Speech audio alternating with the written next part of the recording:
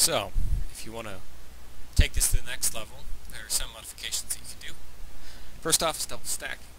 Now, double stacking in real life is a technology that allows two separate columns of cartridges of ammunition to occupy the same magazine, nested in against each other.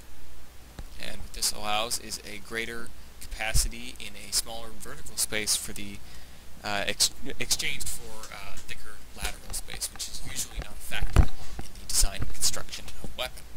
And Algodoo double stacking is possible to a degree thanks to the ability or inability of physics objects to collide with other physics objects that have the collision layers. Those have collision ticked. So you can't have a mass driver on these. It's just a design thing. So let's create a shitload of these things. See how they collide with each other? That's not what we want if we want to double stack. So let's select all of these shell casings and say collision layers, no self-collision. Hey, they sort of stack on top of each other. That's great. But what's the problem with this? You know, these sort of collide with each other. And oh yeah, these things will collide with the shell casings.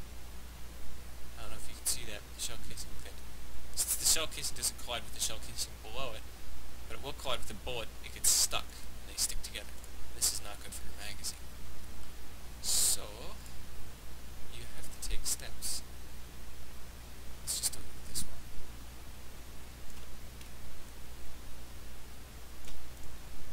You have to sort of cut the front of the bullet so it has a bolt tail of some sort.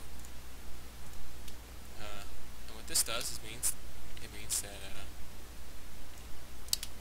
when a shell casing touches it, it will not stick. It will slide off of it, which is a very good thing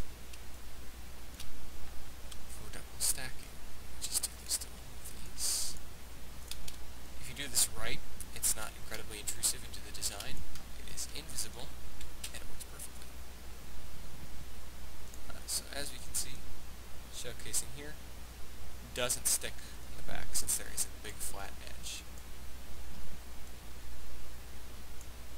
But there are still some problems.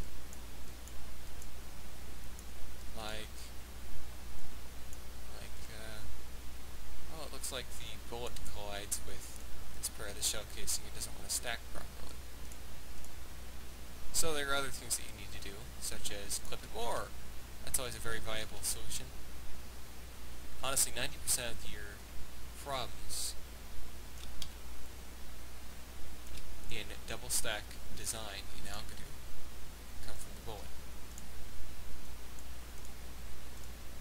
And since I'm lazy, I'm just copying this one over again. And hey, they stack on top of each other a little bit better now. Isn't that neat? Sort of. Yeah. If you want an even better stack, if you're dedicated to the whole double stack thing, really dedicated, something that you can do, this is your new bullet. And this thing doesn't collide with anything.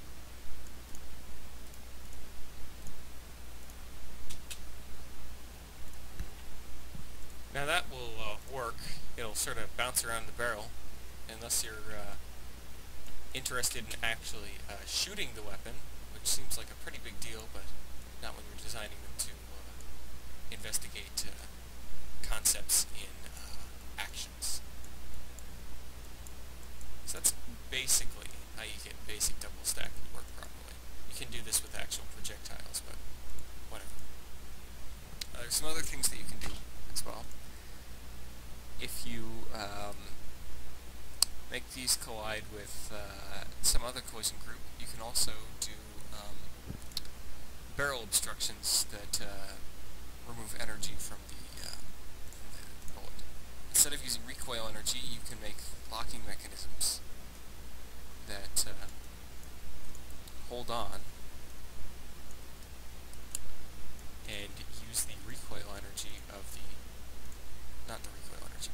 gas energy of the shot in order to unlock them.